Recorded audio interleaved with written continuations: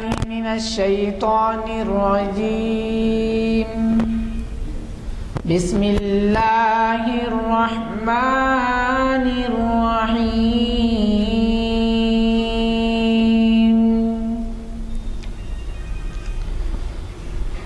سبحان الذي يسرى بعبده ليلا من المسجد الحرام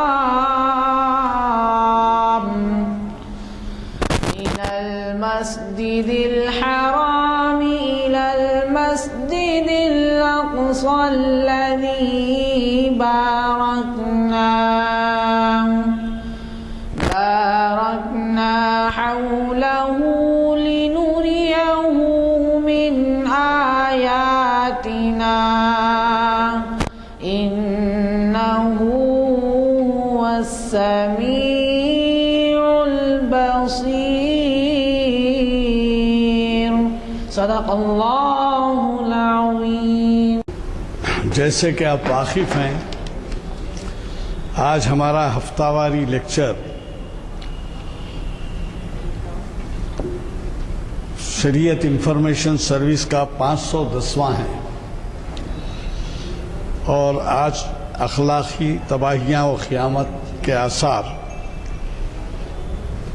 کے عنوان سے ہمیں ایک بہت ہی بڑے تاریخ اسلام اور شریعت کے اسکالر حافظ محمد وسیم الحق ندوی صاحب مخاطب کر رہے ہیں. آپ مولانا کو پہلے بھی سن چکے ہیں. یہ عنوان انہی کا تجویز کیا ہوا ہے اور ہمارے لیے ایک بہت ہی اہم پیام ہے.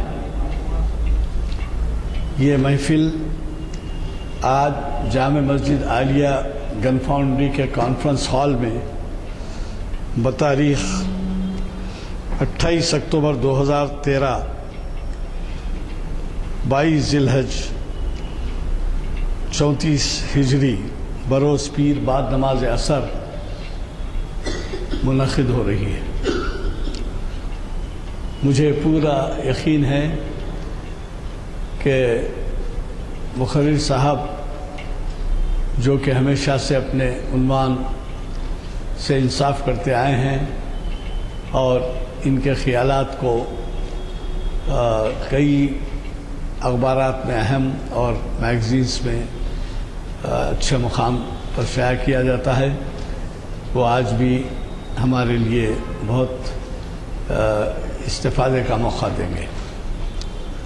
حضرات، یہ بات آپ کو بتانے کی چندہ ضرورت نہیں ہے کہ اس مصروف ترین زندگی میں ہمارے لیے اگر کچھ لمحات ایسی محافل میں گزرتے ہیں تو یہ بہت ہی زیادہ استفادے کا باعث بنتے ہیں. میری گزارش ہے کہ آپ میں ایسے حضرات جو پہلی دفعہ شرکت کر رہے ہوں وہ ہمارے پیام کو اور لوگوں تک پہنچائیں اور ان کو ساتھ لیتے آئیں.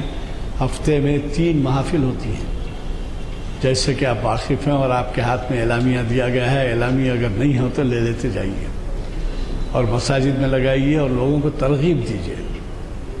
خصوصاً نوجوانوں کے لیے بہت ضروری ہے کہ نوجوان آج کل کھیل تماشے، کرکٹ، تفریح اس میں مشغول ہیں، اور یا گھر میں ہوتے ہیں تو پھر ان کے سامنے ٹی وی ہوتا ہے. خیر، ٹی وی سے اگر دینی معلومات حاصل کرتے ہیں تو ہمیں کوئی مشورہ دینے کی ضرورت نہیں ہے، وہ تو اپنے عاقبت کا سودا کر رہے ہیں. لیکن اگر کوئی نوجوان ایسا ہو جو بنیادی باتیں اسلام کی نہیں جانتا ہے تو اس کے لیے یہ بہت بہترین موقع ہوتا ہے کہ ان محافل میں شرکت کریں. میں صرف آپ سے اتنی گزارش کروں گا کہ ہمارے 12 محافل، ایک مہینے میں 4 ہفتوں کے 3 محافل کے حساب سے 12-13 محافل ہوتے ہیں. تو ان 12-13 محافل میں آپ جتنے محافل ہو سکتے ہیں اس میں شرکت کیجیے. اور یہ ایسے اوقات ہوتے ہیں جو آپ کو کسی طریقے سے کسی پروگرام سے ٹکراتے نہیں. 4:30 کو عصر ہوئی، 4:40-45 کو آپ یہاں بیٹھے ہوئے ہیں، 5:30 45 منٹ کے اندر آپ کو یہ پیام مل جاتے ہیں اور استفادے کا موقع ملتا ہے. تو میرے خیال میں آپ اس بات کا خیال رکھیں کہ ہمارے لیے آپ ایک سفیر بنیں گے اور ایسے حضرات کو مدعو کریں گے جو ہماری محافل سے نہیں وابستہ ہوئے اور اس سے استفادے کا انہیں موقع دے کر آپ خود بھی ثواب جاریہ کمائیں گے. میں آج کے مقرر صاحب سے گزارش کرتا ہوں حافظ وسیم الحق صاحب سے کہ وہ شہنشین پر تشریف لائیں اور ہمیں مخاطب کریں. نحمده ونستعينه ونستغفره ونؤمن به ونتوكل عليه ونعوذ بالله من شرور أنفسنا ومن سيئات أعمالنا من يهده الله فلا مضل له ومن يضلله فلا هادي له ونشهد أن لا إله إلا الله وحده لا شريك له ونشهد أن سيدنا وحبيبنا وشفيعنا ومولانا محمدا عبده ورسوله أرسله بالحق بشيرا ونذيرا صلى الله تعالى عليه وعلى آله وأصحابه وأهل بيته وبارك وسلم تسليما كثيرا كثيرا. أما بعد فقد قال الله تبارك وتعالى أعوذ بالله من الشيطان الرجيم بسم الله الرحمن الرحيم يا أيها الذين آمنوا عليكم أنفسكم لا يضركم من ضل إذا اهتديتم. وقال تعالى إن الله عنده علم الساعة. وقال النبي صلى الله عليه وسلم اذا وسد الامر الى غیر اہلہ فانتظر الساعة او کما قال علیہ الصلاۃ والسلام.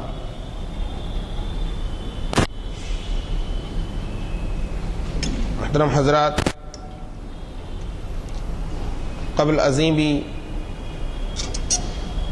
اسی جگہ پر اسی کانفرنس ہال میں شرکت کا اور کچھ سنانے کا یہاں کے ذمہ داروں نے ہمیں موقع دیا.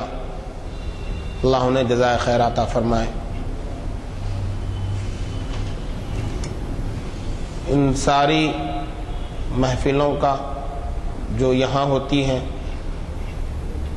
اور بھی بہت سی جگہوں پر جہاں ہوتی ہیں، ان سب کا مقصد یہ ہے کہ آج امت کے اندر ایسی تبدیلی آ جائے کہ جو تبدیلی اللہ کو پسند آ جائے. ایسی تبدیلی آ جائے جو تبدیلی اللہ کو پسند آ جائے اور اللہ کی پسندیدگی کی وجہ سے اس امت کی ذلت عزت میں بدل جائے. ہر محفل کا، بیشتر محفل کا انعقاد کرنے والوں کے منتظمین کا یہی جذبہ ہوتا ہے. عنوان آج کی اس محفل کا اور نشست کا اخلاقی تباہیاں و قیامت کے آثار. در منصور جلد نمبر 6 میں اللہ کے نبی صلی اللہ علیہ وسلم کا حضرت حذیفہ بن الیمان رضی اللہ عنہ سے ارشاد منقول ہے کہ حضور صلی اللہ علیہ وسلم نے فرمایا، میری امت کے اندر جب 72 نشانیاں 72 ظاہر ہو جائیں گی تو تم قیامت کا انتظار کرو. اس سلسلے میں پاکستان کے مشہور عالم دین حضرت مولانا یوسف صاحب لدھیانوی رحمہ اللہ کا ایک کتاب ہے عصر حاضر حدیث کے آئینے میں. اس کتاب کا نام ہے عصر حاضر حدیث کے آئینے میں. اس کتاب میں در منصور اس کتاب کے حوالے سے یہ 72 قیامت کی نشانیوں والی حدیث کو حضرت مولانا یوسف صاحب لدھیانوی رحمۃ اللہ علیہ نے نقل کیا ہے. قیامت کی نشانیاں، اور جو قیامت کی 72 نشانیاں بتائی گئی ہیں ان میں بیشتر نشانیاں وہ ہیں جو انسان کے کردار اور اعمال سے تعلق رکھتی ہیں، انسان کے اخلاق سے تعلق رکھتی ہیں. اس لیے عنوان دیا گیا اخلاقی تباہیاں اور قیامت کے آثار. قیامت کے آثار یوں تو یہ بھی ہے کہ زلزلے زیادہ ہونے لگے. قیامت کے آثار یہ بھی ہے کہ آسمان سے پتھر برسنے لگے. قیامت کے آثار یہ بھی ہے کہ آندھی طوفان کی کثرت ہو جائے. لیکن ظاہر میں بالواسطہ ان کا بھی تعلق ایمان والوں کے اعمال سے ہے. لیکن ایمان والوں کے اندر قیامت کے قریب کیا تبدیلیاں آ جائیں گی، انسانوں کے اندر، دنیا کے اندر انسانوں کی کیفیتوں کے اندر کیا تبدیلیاں آ جائے گی، یہ 72 نشانیوں میں بیشتر نشانیاں اسی سے متعلق ہیں.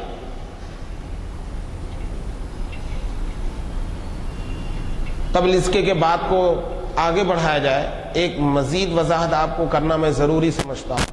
وہ یہ ہے کہ پچھلے سارے جو انبیاء گزرے ہیں، انبیاء اور رسول گزرے ہیں، وہ سارے انبیاء اور رسول نبی تھے، رسول تھے، لیکن ایک لمیٹڈ پیریڈ کے لیے تھے، ایک محدود مدت کے لیے تھے.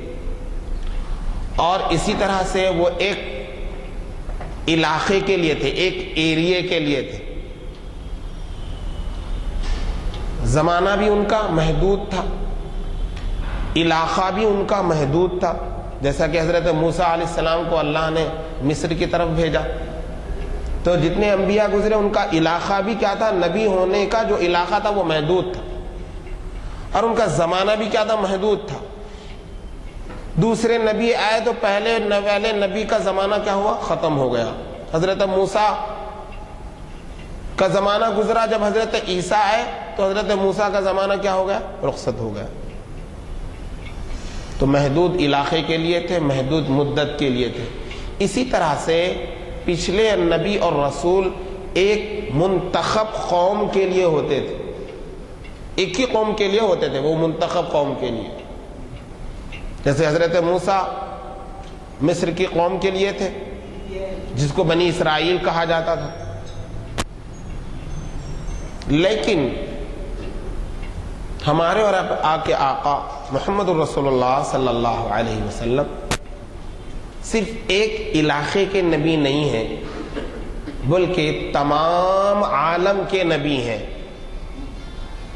دنیا کے ہر کونے، مشرق اور مغرب، شمال و جنوب، بحر و بر، آسمان اور زمین، سب جگہ کے ہمارے اور آپ کے آقا محمد الرسول اللہ صلی اللہ علیہ وسلم رسول اور نبی ہیں.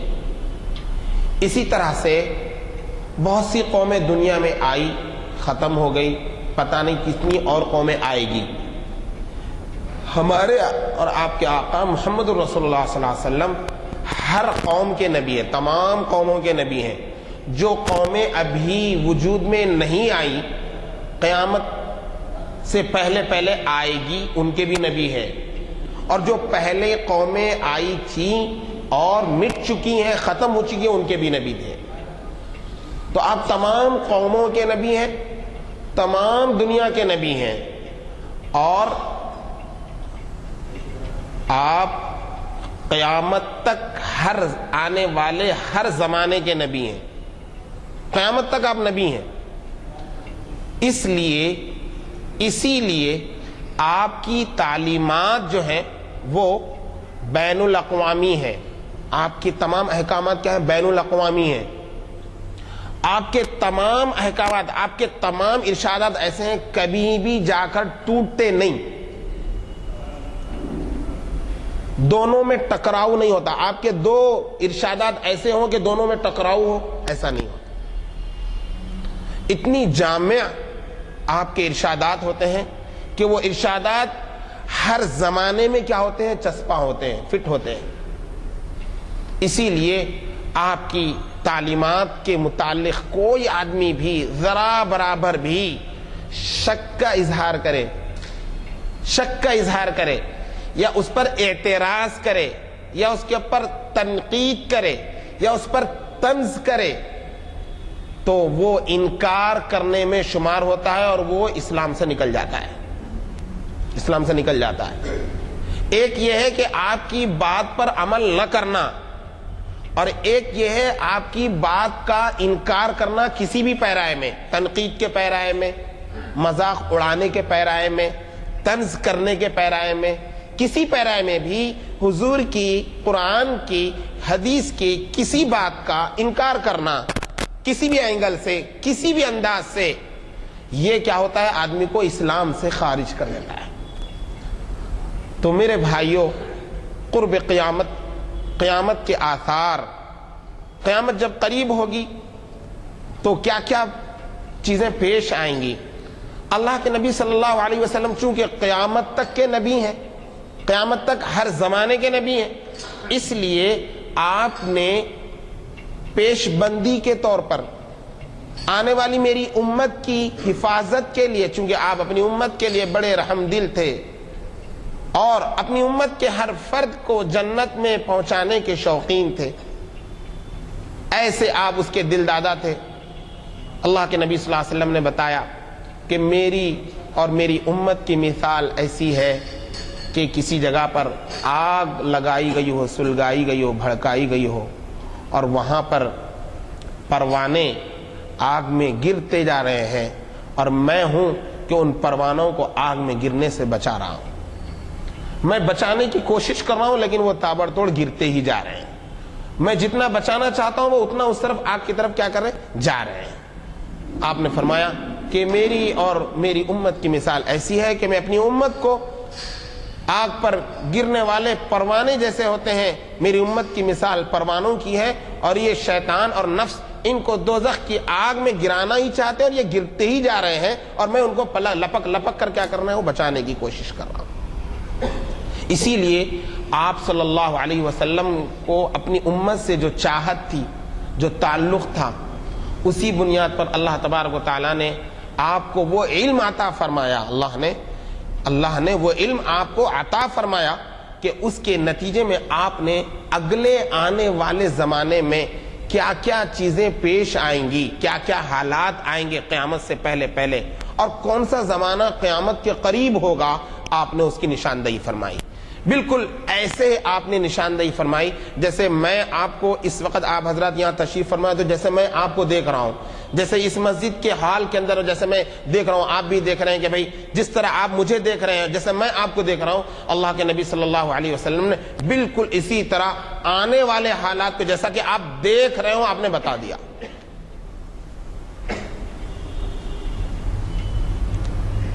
قیامت کے آثار اخلاقی تباہیوں کی شکل میں ظاہر ہوں گے. آپ صلی اللہ علیہ وسلم نے حضرت حذیفہ رضی اللہ عنہ نے آپ کا جو ارشاد نقل کیا، جس میں 72 نشانیاں آپ نے گنائیں اللہ کے نبی صلی اللہ علیہ وسلم نے. ان 72 نشانیوں میں پہلی نشانی جو درج ہے حدیث کی کتابوں میں، وہ نشانی یہ ہے کہ جب قیامت کا وقت قریب ہوگا کہ تو میری امت نمازیں غارت کرنے لگے گی. میری امت نمازیں غارت کرنے لگے گی. نمازوں سے متعلق ان میں جو دلچسپی، جو اس سے متعلق اہمیت ہونی چاہیے، وہ اہمیت ان میں نہیں ہوگی.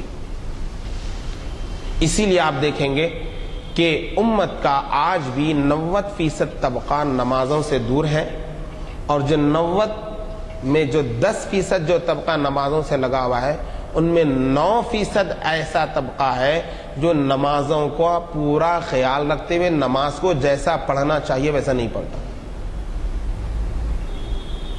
تو پہلی نشانی آپ نے یہ بتائی کہ یہ میری امت جب قیامت کا وقت، قیامت کے آثار میں سے ایک اثر، قیامت کی نشانیوں میں سے ایک نشانی یہ ہوگی کہ میری امت نمازیں غارت کرنے لگے گی.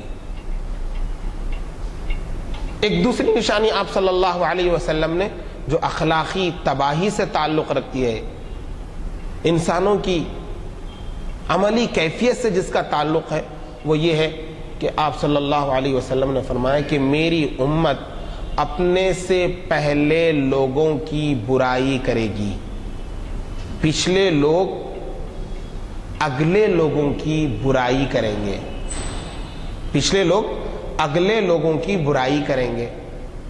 آج یہ بات بالکل واضح ہے، کھلی ہے، آپ کو ایسے ایسے گستاخان رسول اور ایسے ایسے گستاخان صحابہ اور ایسے ایسے گستاخان اولیاء آپ کو شہر میں، ہندوستان میں، بیرون ملک میں نظر آئیں گے کہ جنہوں نے علل اعلان کھلی طور پر اپنے سے پہلے گزرے ہوئے صحابہ کی، اولیاء کی، انبیاء کی شان میں گستاخی کی۔ ان کے گستاخی کرنے کا انداز الگ الگ رہا۔ کوئی تو اتنا نکما ہے کہ وہ بالکل کھل کر گستاخی کیا، اور کوئی علمی پیرائے میں ڈھکے چھپے لفظوں میں اس نے گستاخی کی، تنقید کے پیرائے میں، طنز کے پیرائے میں اس نے گستاخی کی۔ آپ دیکھیں گے کہ یوں سننے کو ملے گا آپ کو کہ بھائی فلاں جو بزرگ گزرے ہیں ان کو یہ طریقہ اختیار نہیں کرنا چاہیے تھا، انہوں نے یہاں پر غلط سمجھا۔ اس قسم کی باتیں آپ کو سننے میں ملیں گی۔ ائمہ کی شان میں ہمارے جو ائمہ ہیں، حضرت امام ابو حنیفہ رحمہ اللہ، امام شافعی رحمہ اللہ، امام مالک رحمہ اللہ، امام احمد بن حنبل رحمہ اللہ، یہ ہمارے فقہ کے مسئلے مسائل کی لین سے یہ ہمارے 4 امام ہیں، یہ ہمارے مقتدا ہیں، یہ ہمارے نبی نہیں ہیں، یہ ہمارے وہ ہیں کہ جن پر ہم مسائل کے باب میں اعتماد کرتے ہیں، ان کی تحقیق پر اعتماد کرتے ہیں۔ محدثین گزرے ہیں، انسان کے اندر حقیقی اخلاق پیدا کرنے کے لیے، حقیقی اخلاق، ایک ہے اخلاق کی ظاہری شکل اور ایک ہے حقیقت میں اخلاق اندر میں آ جائے۔ جیسے آپ کو ایک بتاؤں، میں آپ کی یا میری تعریف ہونے لگے تو آپ بتائیں بھائی میں میری کیا تعریف کر رہا، میں تو اتنا لائق نہیں ہوں، میں بڑا سراپا فقیر ہوں، حقیر ہوں، بولیں گے۔ جب آپ کی تعریف ہونے لگے گی تو یہی ہوگا، آپ یہی بولیں گے۔ لیکن تھوڑا سا آگے بڑھنے کے بعد راستے میں ٹھہر کر اگر آپ کی کوئی برائی کرنے لگ جائے تو آپ فوراً جو ہے، اب تک تو اپنے آپ کو حقیر اور فقیر سمجھتے تھے، لیکن جو ہے نا اپنے آپ کو حقیر اور فقیر نہیں سمجھیں گے، بلکہ اپنے آپ کو اعلیٰ اور برتر سمجھ کر اسے مقابلہ کریں گے۔ ہندوستان کے اندر، ہندوستان کی آزادی میں ایک شخصیت نے بڑا زبردست رول ادا کیا، اور بڑی انگریزوں نے ان کو تکلیفیں دی اور بڑی قربانیاں دی، اور انہوں نے ہمیشہ ہندوستان اور پاکستان کے ہندو اور مسلم کو لڑانے کے لیے جس انداز سے مسلمانوں اور ہندوؤں کے درمیان جو تفریق ڈالی گئی تھی، انگریزوں نے ڈالی تھی، اور اس کی بیس پر جو مسلمان الگ ملک کا مطالبہ کرتے ہوئے اور کچھ یہیں پر رہتے جو اس وقت مخالفت ہوئی، تو اس وقت وہ متحدہ ہندوستان کے قائل تھے، متحدہ ہندوستان کے علمبردار تھے۔ تو لوگوں نے ان کو، جو لوگ متحدہ ہندوستان کے علمبردار نہیں تھے بلکہ ٹکڑے کرنا چاہتے تھے، ان لوگوں نے انہیں سر عام جلسے میں کہا کہ آپ ولد الزنا ہیں، آپ ولد الحرام ہیں۔ تو انہوں نے جلسے کے اندر ہی ان سے کہا کہ بھائی تم مجھ کو ولد الزنا کہہ رہے ہو، ولد الحرام کہہ رہے ہو، ایسی بات نہیں ہے۔ میرے والد کی نکاح کے گواہوں میں سے ایک گواہ ابھی بھی فلاں گاؤں میں موجود ہیں، آپ ان سے معلوم کر لے سکتے ہیں۔ آپ بولیے کون کر سکتا ہے ایسا؟ جو حقیقت میں اپنے کو سراپا حقیر اور فقیر سمجھتا ہو۔ ایک ہے اپنی زبان سے اپنے آپ کو حقیر بولنا، اور ایک ہے اپنے آپ کو اندر میں حقیر سمجھنا، دونوں میں فرق۔ تو میرے بھائیوں، میں آپ سے یہ کہہ رہا تھا کہ جب لوگوں کے اندر، اللہ کے نبی صلی اللہ علیہ وسلم فرمایا اگلے لوگوں کی برائی کی جائے گی، اگلے لوگوں کی طنز و تشریح کی جائے گی، ان کی تشریح کی جائے گی ان کے ساتھ۔ ہمارے ائمہ، جیسا کہ میں کہہ رہا تھا کہ ہمارے جیسے فقہ کے چاروں ائمہ ہیں، ہمارے اندر اخلاق کو حقیقت میں تواضع لانا، حقیقت میں اپنے آپ کو تکبر سے دور کر لینا، حقیقت میں اپنے آپ کو اندر سے اچھا نہ سمجھنا بلکہ اپنے دوسرے بھائی کو اپنے سے اچھا سمجھنا، یہ اندر کی بات ہے، یہ اندر کے اخلاق ہے، اس کو کہتے ہیں اخلاق باطنہ۔ یہ اخلاق باطنہ کو اندرون میں اتارنے کے لیے 4 اہل اللہ مشہور گزرے ہیں جن کو ہندوستان کے اندر قادری، چشتی اور سہروردی کے نام سے کیا ہو جانا جاتا ہے۔ تو یہ ایسے اللہ کے ولی گزرے ہیں کہ جنہوں نے لوگوں کی زندگیاں بدل دی، بڑے بڑے ڈاکوؤں کو ان کے اندر انہوں نے اخلاق پیدا کر دیے، ایسے اخلاق پیدا کر دیے کہ بڑے بڑے ڈاکو بڑے بڑے اللہ کے ولی بن گئے۔ لیکن امت کے اندر آج ایسے لوگ ہیں جو ان چاروں ائمہ کو جو اخلاق اور تربیت کی لائن سے گزرے ہیں ان کو بھی برا بھلا کہتے ہیں۔ تو حضور نے فرمایا کہ قیامت کے قریب ایسا ہوگا کہ پچھلے لوگ اگلے لوگوں کی برائی کریں گے، ان میں ائمہ دین ہیں، امام ابو حنیفہ رحمہ اللہ ہے اور دیگر بزرگان دین ہیں۔ اسی طریقے سے آپ صلی اللہ علیہ وسلم نے فرمایا کہ قرب قیامت کی نشانیوں میں سے ایک نشانی یہ ہوگی جو اخلاقی اعتبار سے انسانوں کی، مسلمانوں کی کمزوری بن کر ظاہر ہوگی، تباہی کی شکل میں ظاہر ہوگی، وہ یہ ہوگی کہ لوگ اپنی بیوی کی بڑی بات مانیں گے اور اپنی ماں کی بات کو رد کر دیں گے،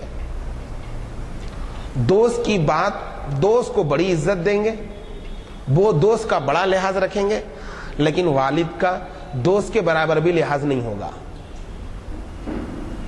آج ہمارے نوجوان طبقے کے اندر ہم اس چیز کو دیکھ رہے ہیں، اخلاقی تباہی، یہ کمزوری کی شکل میں یہ چیز عام ہوتی جا رہی کہ آدمی اپنی بیوی کی بات مانے۔ ہاں، بیوی کی بات، جب دو چیزیں ایسی آ جائیں کہ دونوں بھی جائز ہے، دونوں بھی جائز ہے، بیوی جو بول رہی وہ بھی جائز ہے، ماں جو بول رہی وہ بھی جائز ہے، تو اسلام یہ کہتا ہے کہ ایسے موقع پر ماں کی بات کو ترجیح دو۔ ہاں، اگر خدا نخواستہ ایسا ہو کہ بیوی جو بات بول رہی ہے وہ جائز ہے اور ماں جو بات بول رہی ہے وہ ناجائز ہے، تو پھر ماں کی بات کو نہیں مانیں گے۔ دوست بھی ایک رائے دے رہا ہے، مشورہ دے رہا ہے، والد بھی ایک مشورہ دے رہا ہے، دونوں بھی جائز ہے، تو ایک فرمانبردار اولاد کا، ایک مومن نوجوان کا کام یہ ہے کہ وہ اپنے والد کی بات کو کیا کرے گا، آگے رکھے گا، ترجیح دے گا، اسے پریفرنس کرے گا اسے۔ لیکن اگر وہ قیامت کے آثار جیسا کہ اللہ کے نبی نے بتایا اس کے مطابق وہ کمزوری، اخلاق کی کمزوری کا اگر شکار ہے، تو پھر یہی ہوگا کہ وہ اپنے دوست کی بات مانے گا اور باپ کی بات کو پیچھے کرے گا، اپنے والد کی بات کو پیچھے کرے گا۔ اسی طریقے سے میں مختصر طور پر آپ کو موٹی موٹی چیزیں جو ہمارے آج اس سماج کے اندر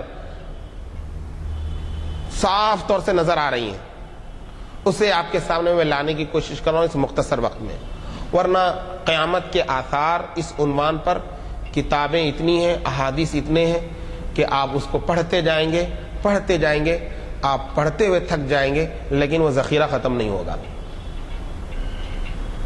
اللہ کے نبی صلی اللہ علیہ وسلم نے ایک اور بات فرمائی کہ قیامت کے قریب قیامت کی نشانیوں میں سے ایک نشانی یہ ہوگی کہ میری امت کے اندر گانے بجانے والوں کی، والیوں کی عزت کی جائے گی۔ آپ دیکھیں کہ آج حیدرآباد ہی میں ایک مزدور دن بھر پسینہ بہا کر، سامان لاد کر، رکشہ ڈھکیل کر، ٹھیلا ڈھکیل کر محنت کرتا ہے اور اپنا پسینہ، اپنا خون خرچ کرتا ہے، تو اسے وہ مزدوری نہیں ملتی جو مزدوری ایک گانے والی کو 1 گھنٹے میں ملتی ہے۔ حراج ہوتا ہے گانے والی کے گانے کا، گانے والے کے گانے کا کیا ہو رہا ہے؟ حراج ہو رہا ہے، اس کے اوپر بولی لگ رہی ہے۔ بولی کون لگا رہے ہیں؟ مسلمان لگا رہے ہیں۔ حیدرآباد کے اندر بہت سے ایسے تجارتی ادارے ہیں، نام لینے کی ضرورت نہیں ہے، آپ جانتے ہیں ان کو، یا آپ جان جائیں گے کہ جو اپنی تجارت کی تشہیر کے لیے گانے والیوں کو اور گانے والوں کو اخلاقی اعتبار سے پوری امت کو تباہ و برباد کرنے والوں کو بلاتے ہیں اور ان کو منہ مانگی قیمت دیتے ہیں۔ اگر عزت نہیں ہے، محنت کی مزدوری اگر نہیں ملتی ہے تو مزدور کو نہیں ملتی، ایک حافظ قرآن کو، ایک عالم دین کو اور ایک دین کی خدمت کرنے والے کو نہیں ملتی، ایک حلال کمائی کے لیے دوڑ دھوپ کرنے والے نوجوان کو نہیں ملتی، اور ایک ایسے شخص کو جو پورے معاشرے اور سماج کو تباہ کر رہا ہے اس کو منہ مانگی قیمت ملتی ہے۔ یہ عزت نہیں تو کیا ہے؟ آپ نے فرمایا کہ جناب گانے والیوں اور گانے والوں کی کیا ہوگی؟ عزت اور توقیر کی جائے گی۔ آپ نے فرمایا کہ موسیقی، میوزک کے آلات گھروں میں اٹھا اٹھا کر حفاظت سے رکھے جائیں گے۔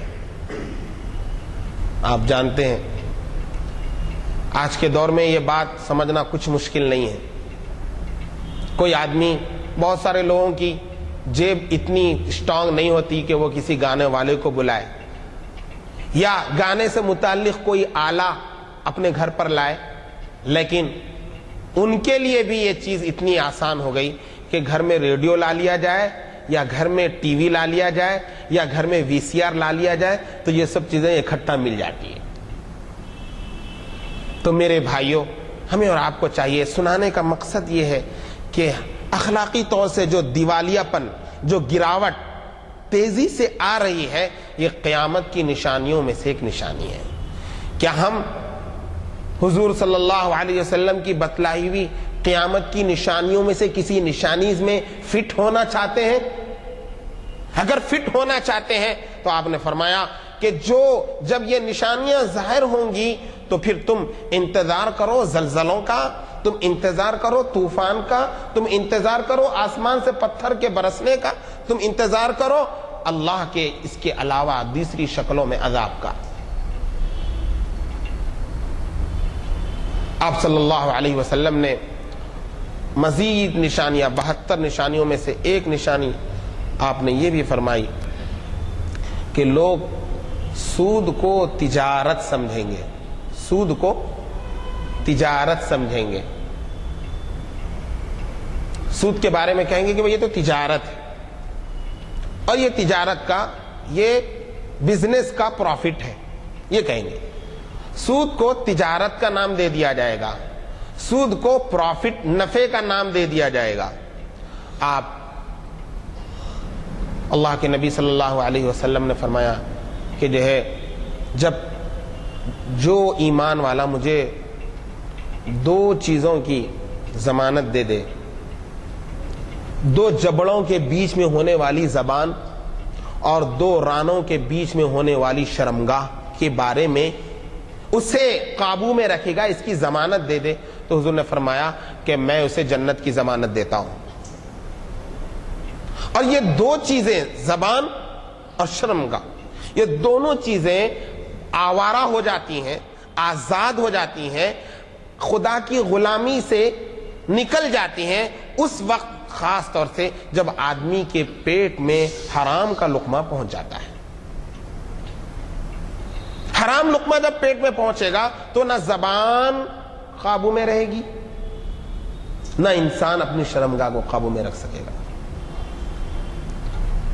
اسی لیے حضور صلی اللہ علیہ وسلم فرمایا کہ تم یہ 2 چیزوں کی ضمانت دے دو، میں پھر جنت کی تمہیں ضمانت دیتا ہوں۔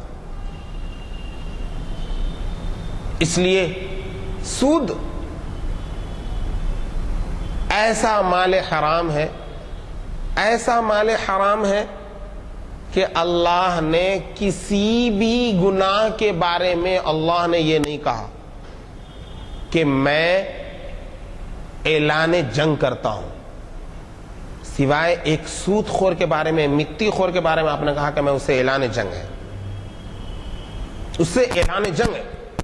کسی گناہ کے بارے میں اللہ نے یہ نہیں کہا کہ میں اس کے اعلان جنگ ہے، لیکن سود اور مٹی کسی شکل کے اندر ہو، فرمایا کون سے اعلان جنگ ہے۔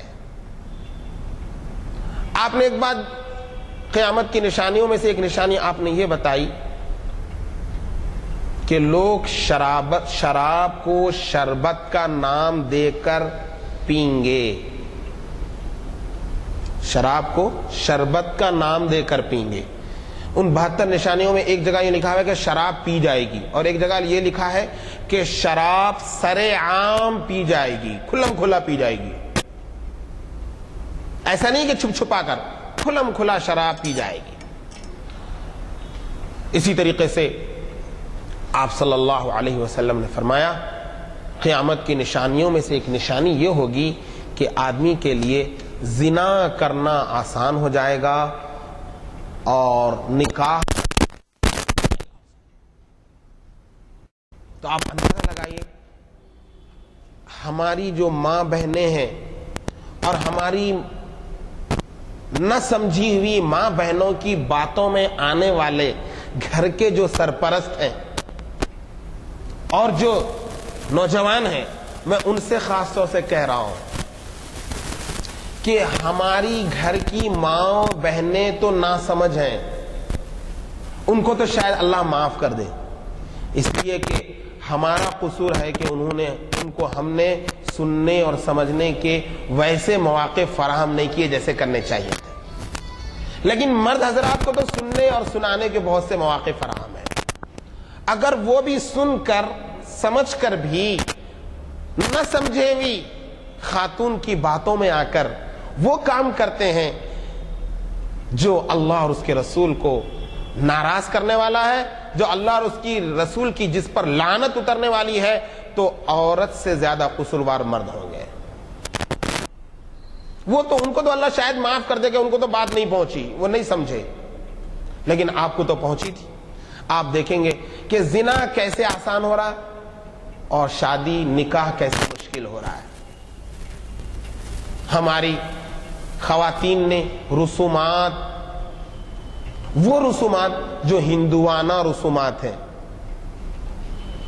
جو ہندو بھائیوں کی اختلاط سے جو ہمارے سماج میں آئے ہیں، ہماری بہنیں اس پر اصرار کرتی ہیں اور مرد حضرات اس کے سامنے سلنڈر ہو جاتے ہیں، ہار مان لیتے ہیں۔ نتیجہ یہ ہوتا ہے کہ ایک مسلمان کے لیے شادی کرنا مشکل ہو جاتا ہے، اور جب شادی کرنا، نکاح کرنا مشکل ہو جائے گا تو زنا عام ہو جائے گا۔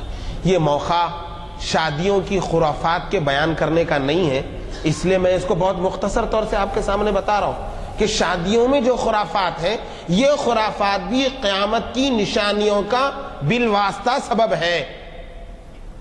یہ کہنا چاہتا ہوں میں کہ قیامت کی نشانی کا بالواسطہ سبب ہے یہ۔ اگرچہ کہ حضور نے یہ نہیں کہا کہ بھئی شادیاں میں یہ رسومات ہوں گی قیامت کے، یہ نہیں کہا آپ نے، لیکن آپ نے کہا کہ شادی مشکل ہو جائے گی، اور شادی مشکل کیسے ہوگی؟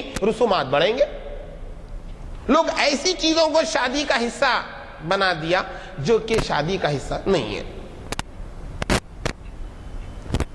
نکاح کو آپ صلی اللہ علیہ وسلم نے کتنا آسان فرمایا۔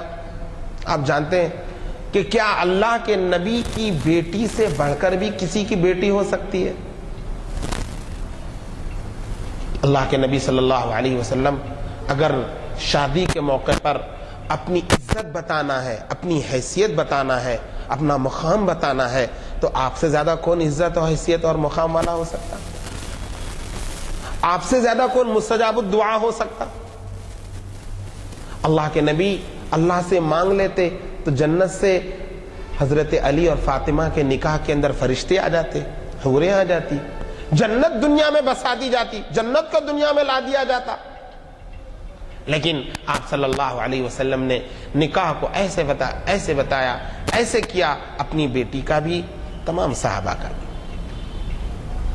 کہ نکاح کو اپنی حیثیت کا، آپ نے حیثیت کے اظہار کا آپ نے موقع نہیں بنایا، بالکل آپ نے آسان سادہ آپ نے نکاح کیا۔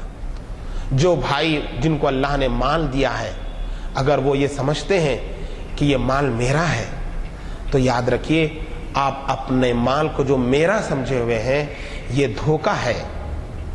یہ مال آپ کا نہیں ہے, یہ مال آپ کا دوست بھی نہیں ہے, یہ مال آپ کا خیر خواہ بھی نہیں ہے. اگر یہ شادی بیاہ کی رسومات میں خرچ ہوتا ہے, یہ گناہ میں خرچ ہوتا ہے, یہ مال کل آپ کے گلے میں توق بن کر, اژدہا بن کر قیامت میں ڈسے گا. ایک اور قیامت کی نشانی جو اخلاقی تباہی, اخلاقی گراوٹ کی شکل میں ظاہر ہوگی, ان نشانیوں میں سے ایک نشانی یہ ہے کہ آپ نے فرمایا کہ مرد عورتوں کا حلیہ اختیار کریں گے اور عورتیں مردوں کا حلیہ اختیار کریں گی. آج آپ دیکھ رہے ہیں سماج کے اندر, آج سے چند سال پہلے بھی کسی لڑکی کا جینس پینٹ پہننا انتہائی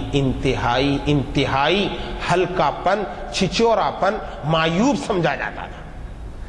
لیکن آج ہم ایسے دیوس بن گئے ہیں, ہم لڑکیوں کے والد, ہم اپنی بھانجیوں اور بھتیجیوں کے, ہم اپنی پوتیوں اور نواسیوں کے پیرنٹس اور ذمہ دار ایسے بے غیرت ہو چکے ہیں کہ ہم اپنی بیٹیوں کو, اپنی ان بھانجیوں کو, اپنی ان بھتیجیوں, پوتریوں, نواسیوں کو اپنے ہاتھ سے ننگے کپڑے خریدنے کے لیے پیسے دیتے ہیں. ایسے کپڑے پہننے کے لیے پیسے دیتے ہیں جو کپڑے کے مردوں سے مشابہت رکھتے ہیں. انگریزوں, یہودیوں کی یہ چال ہے. اور قیامت کی نشان دیکھ لیجئے آپ کہ جتنے انگریز ہیں ان کے پاس اللہ نے جس کو چھپانے کے لیے کہا وہ اس کو ظاہر کرتے ہیں, اور جس کو ظاہر کرنے کے لیے کہا وہ اس کو چھپاتے ہیں.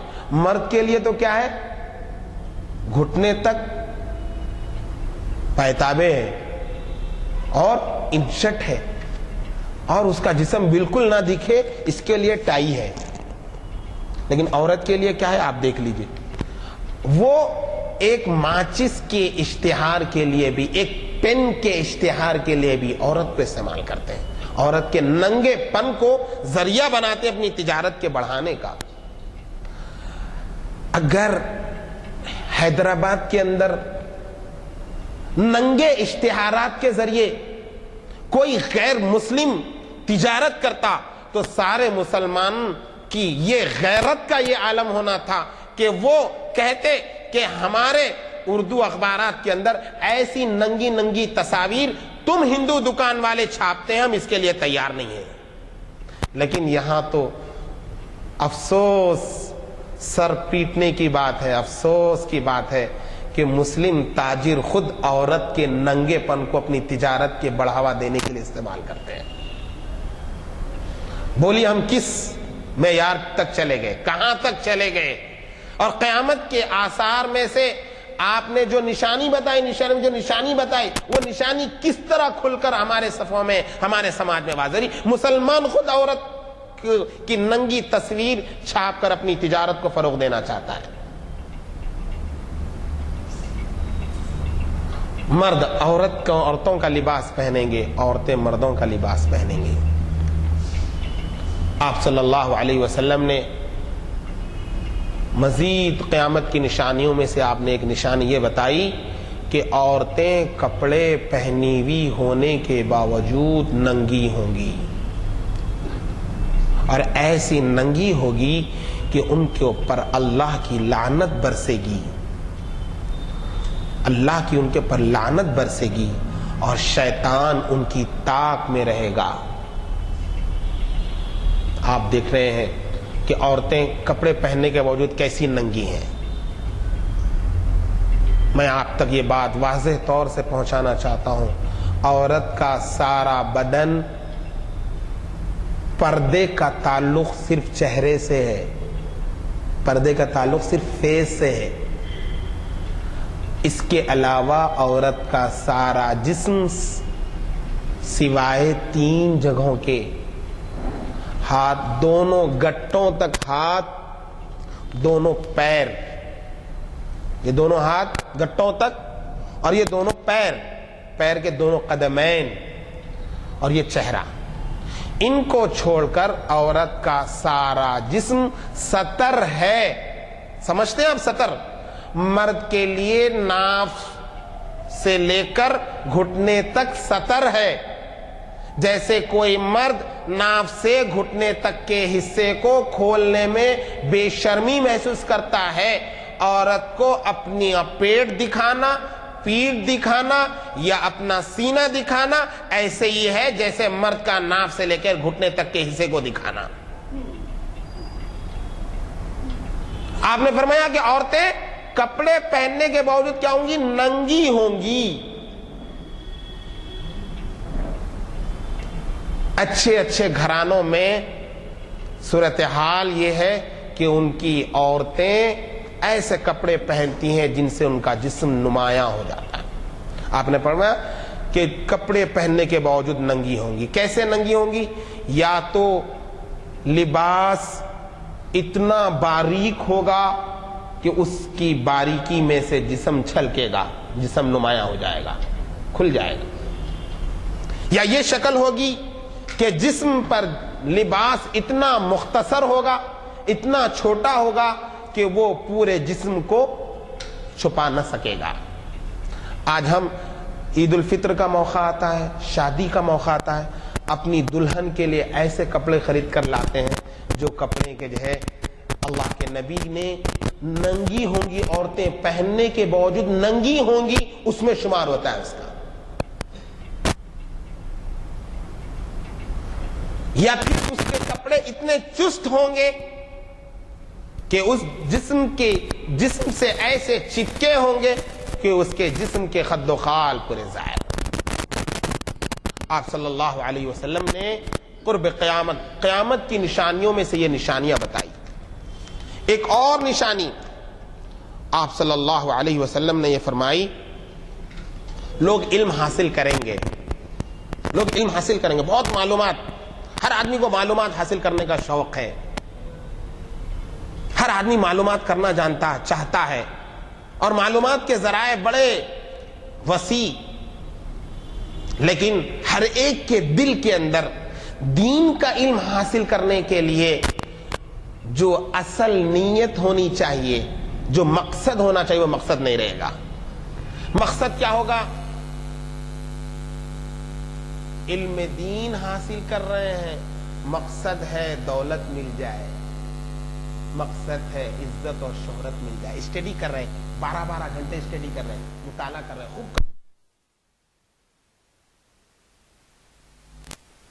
ٹرانسلیشن پڑھ رہے ہیں، لیکن اندر کے اندر کیا ہے؟ اندر میں یہ ہے کہ شہرت مل جائے، دولت مل جائے، واہ واہ مل جائے.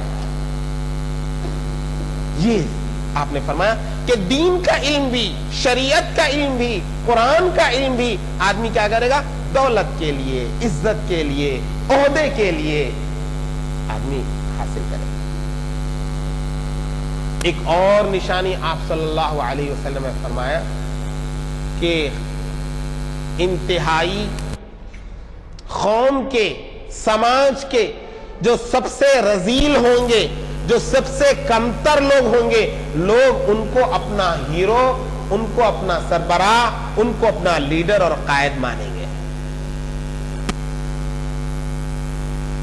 تو آپ اندازہ لگائیے کہ اللہ کے نبی صلی اللہ علیہ وسلم نے جو نشانیاں بتائی ہیں وہ نشانیاں کیسے کھل کر صاف طور سے ہمارے سامنے آتی جا رہی ہیں. ہم کیا یہ پسند کرتے ہیں کہ ہم قیامت کی نشانیاں حضور نے جو بتائیں ان نشانیوں میں سے کسی نشانی ہم پر یا ہماری اولاد پر یا ہماری گھر پر فٹ ہو، یا یہ چاہتے ہیں کہ ہم اللہ کے نبی صلی اللہ علیہ وسلم کی خدمت میں جب ہم میدان حشر میں پہنچے تو حضور تو بتائیں گے کہ میں تو تم کو نشانیاں بتا دیا تھا، لیکن تم ان کو جاننے کے باوجود بھی ان نشانیوں اور ان اخلاقی تباہیوں اور ان اخلاقی گراوٹوں کا تم نے اپنے آپ کو اور اپنے گھر والوں کو اور اپنے بچے بچیوں کو عادی بنایا. تو میرے بھائیوں، ہمیں اور آپ کو اس بارے میں سوچنا چاہیے. قیامت کی بہت سی نشانیاں آپ صلی اللہ علیہ وسلم نے ایک بھی فرمایا کہ قومی خزانہ، قوم کے خزانے کو، قوم کا پیسہ ہے، قوم کے پیسے کو لوگ اپنی ذاتی دولت اور ذاتی جاگیر سمجھ کر اس کے ساتھ معاملہ کریں گے. اس سلسلے میں ایک بات میں آپ کو کہہ دوں، آج ہمارے پاس کیا ہے کہ ندی بہ رہی، ہاتھ خود بھی ڈال لو، فائدہ اٹھا لو. یہ ہے مومن کا یہ کام نہیں ہے، مومن کا یہ کام نہیں ہے. قومی جو دولت ہوتی ہے، قوم کا جو پیسہ ہوتا ہے، اگر ہم کسی بھی قسم کی چوری کرتے ہیں، حکومت کی چیزوں میں کسی قسم کی، فرض کیجئے ہم جو ہے لانگ کال کرتے ہیں رشوت دے کر محکمے میں کہ ہمارے لانگ کال کی قیمت تو ہے 1000 روپئے اور ہم اس کو دے رہے ہیں 500 روپئے، نقصان کر رہے ہیں کس کا؟ قوم کا. تو اس سلسلے میں ایک بات یاد رکھیے، فرض کیجئے آپ کسی متعین شخص کا پیسہ آپ نے دبا لیا، 500 روپئے آپ نے اس کے چھین لیے، تو کبھی نہ کبھی آپ اس کو، یا اگر اس کا انتقال ہو جائے تو اس کے وارثوں کو آپ یہ بول کر دے سکتے کہ بھائی فلاں وقت میں شیطان کے بہکاوے میں آ کر میں نے تمہارے والد کا پیسہ چھین لیا تھا، تمہارے والد کا میں نے حق دبا لیا تھا، والد کو دے بھی نہیں دے سکا، اب تم ان کی اولاد ہے، میں تم کو واپس کر رہا ہوں تاکہ کل قیامت میں گاؤں میں پکڑا نہ جاؤں. لیکن جب آدمی قوم کے خزانوں کو اپنی ذاتی دولت بنا کر استعمال کرے گا، قوم میں چوری کرے گا، تو قوم میں کس سے جا کے معافی چاہے گا، کس کو جا کے واپس کرے گا. اسی لیے کہا جاتا ہے کہ وہ جو ہے معافی کی کوئی شکل بظاہر نہیں ہوتی. آپ نے فرمایا کہ جو ہے قومی خزانے کو لوگ اپنی ذاتی جاگیر اور دولت سمجھنے لگ جائیں گے. اللہ تبارک و تعالیٰ سے دعا ہے کہ اللہ تبارک و تعالیٰ جو کچھ اس موقع پر کہا سنا گیا، کہنے والے کو بھی اللہ تبارک و تعالیٰ عمل کی توفیق نصیب فرمائے، اور سننے والوں کو اور ان کے ذریعے ساری امت کو اس پر عمل پیرا ہونے کی، جہاں جہاں تک یہ بات پہنچے اس پر ہم عمل ہونے کی اللہ توفیق نصیب فرمائے، اور مجھے بھی اور ہم سب کو اللہ اخلاص نصیب فرمائے، اور ہم سب کو کلمہ پڑھتے ہوئے اللہ دنیا سے جانا نصیب فرمائے. وآخر دعوانا الحمدللہ.